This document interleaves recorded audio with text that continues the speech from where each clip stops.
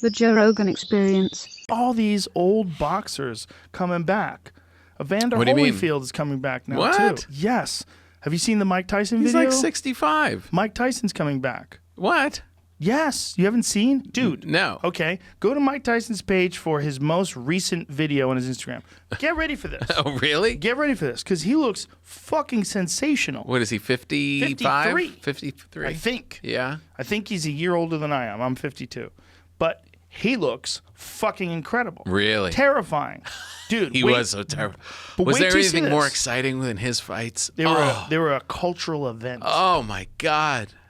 Yeah, I mean, so exciting. the only concern was that you were going to spend money and you weren't going to get it back. Look at this. Right. You needed volume so you can hear this too. Whoa. I mean, what in the fuck, dude? Oh, my God.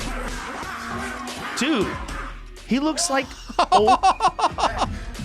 I'm back. I'm back. You know what's really funny? Oh, my He God. said on the podcast when he was in here, he said he didn't want to work out again because his ego would get fired up again. Uh-huh. And he's actually said that in his post that my ego had been reignited. Does that mean his Yeah. rage? No, see if you can find it. That his ego would be... There's he said Because he's like being zen and doesn't want to... yeah, he gave a statement about it saying that like his ego has been reignited. Good for him. Yeah. Oh, Good for us. He said something about how the gods of war have brought him out again. It was like really heavy duty Jeez. shit. I think it's real recent. Like, Wow. see if you can find the quote. But it was like, oh my god. When you were with those him- gods of war have reignited my ego, Oh, my God. and I'm ready to go again. Yeah. Jeez. He's gonna fight. How do you think he'd fare against a I think 28-year-old? I don't know. It depends on the 28-year-old, but I think that you for sure need a guy who's really good at fighting to keep him off you. Yeah. Even if you're in your 20s. Right. Here, Mike Tyson explains his desire to fight again. I feel unstoppable now. The gods of war have reawakened me. And he said something about his ego firing up. See if you can find that quote. was that was so one of the things deadly. that he actually talked about in the podcast. The gods of war have awakened me. They've reignited my ego and want me to go to war again. Holy shit, that's so terrifying. That's so terrifying. Oh, that's Here's great. the thing, man. If they don't drug test him, Uh-huh. if they don't test him for hormones, Yeah. things are way different. The What do you mean? Because if he takes hormones, if he's taking Right. testosterone and growth hormone, thyroid hormone, all the things that people do when they take hormone replacement Right. therapy, your body functions way better at a way later age. It's different. It's very Right. different. So if we're talking about like being a 53-year-old man in 1985, there's no chance. Right. Everybody fell apart.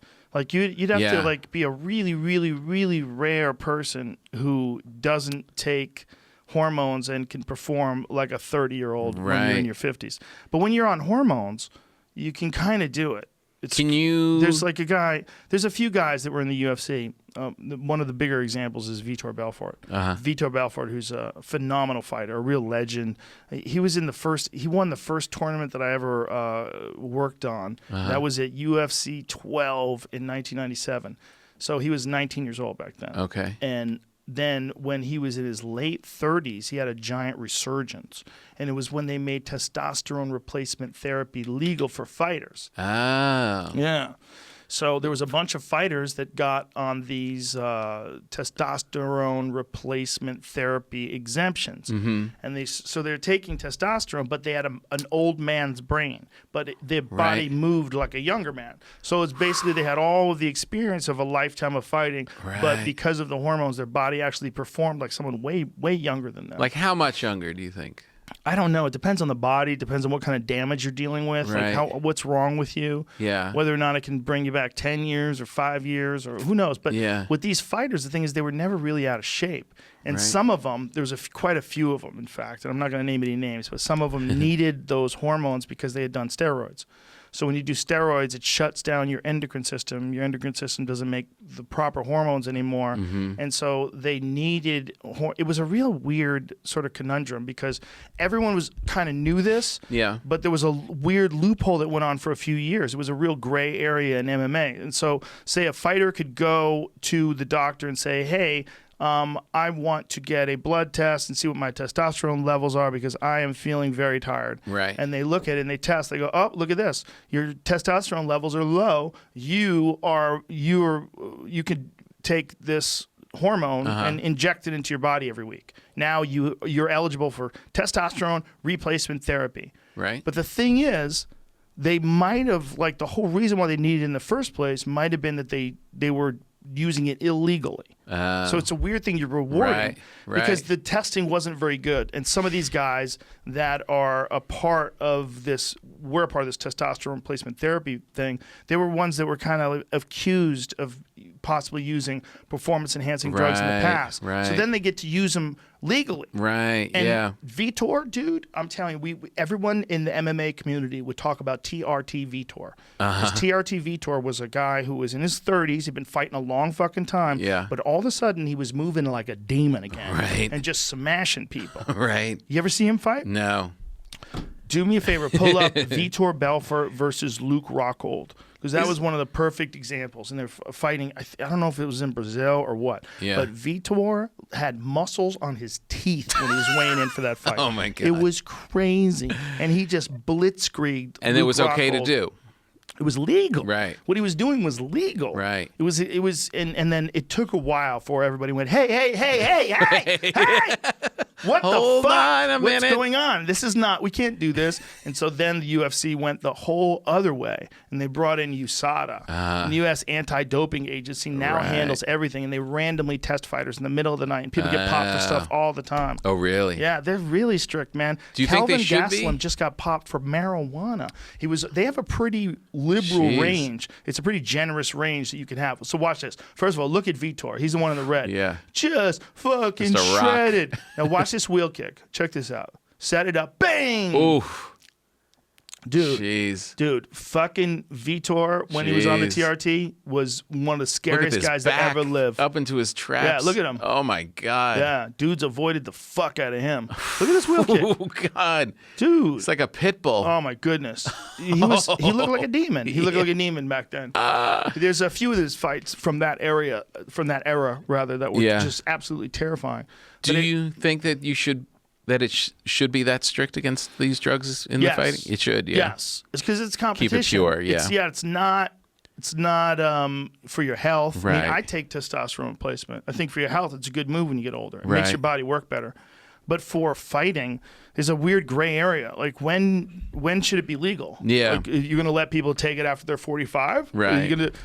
My point is, if they don't test Tyson and Holyfield and all these guys for testosterone replacement and growth, we might see some crazy shit. Yeah, we might see some great fights. He's a Some perfect fun pay-per-view. I do not know. Maybe he's not on anything, and maybe he's just a special athlete. Right. Lord knows Herschel Walker was.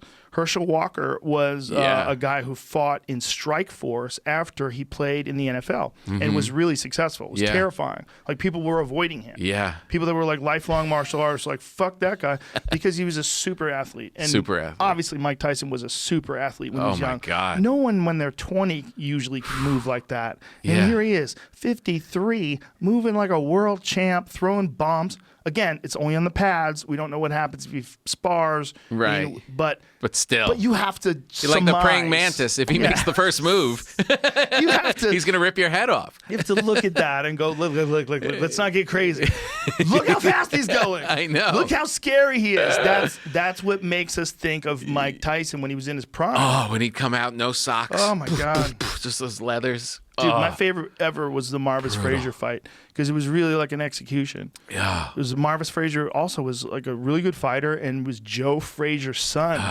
And you knew what was going to happen. In 'Cause like Tyson was just 20 seconds. Tyson was just he was a different thing, man. Yeah. He just It was came a different into the thing. ring. We Yeah. had never seen a boxer like him before, where it was just No. like every fight was an execution. It was brutal. Brutal. No frills, no nothing. No Bro, robe. no sock most of the time. I mean, Yeah. no socks, no robe most of the time. Yep. Just coming to the sometimes ring. Sometimes he had a towel around his neck. Sometimes he didn't even have that. God, he wasn't going to be there long. No, man. He was, and you would see the look in the guy's eyes when they would see him across the ring, like, oh my God, what the fuck did I sign up for? So exciting. When you were with him, when he was here, Yeah. do you feel like this is still a menacing physical guy, or did you feel like... Well, he's real nice. Yeah, I know he's a real nice guy, but he's still. But does he still have that, guys that were tough in their youth, you still feel that thing. Yeah, but he's terrifying. Yeah. Yeah. Who said it best? What was the UFC fighter that was saying, like, it's like hanging out with a lot? Oh, was it Kevin Lee? I think it was Kevin Lee. Yeah. I think it was Kevin. It sounds like something Kevin would say. It's like, he goes, it's like you're next to a lion. He's like, right. And he's like, oh yeah, that's Mike Tyson. Like that way to describe it is the perfect way to describe being around him. Like perfect. you just want him to like you. Right. You want to be nice to him, and you also Be cool. and you can't believe he's here. Yeah. He's here. It's It's like oh a my mythical God. figure sitting next to you. Dude, he asked me about fighting. Like, what did I ever do? And I've never felt more like a fraud in my life. Just The tell him worst. about the stupid shit that I've done. I did a little taekwondo tournaments and had a couple kickboxing fights. Like, felt like such a bitch. I could feel it. Yeah, I could the feel worst. it in the air. That's like, the worst. He's a cultural icon. Yeah. If you stop and think about it, like from our generation, like to be around him is like, what? Are you a real thing? You're right here. It's like being with Thor or Zeus.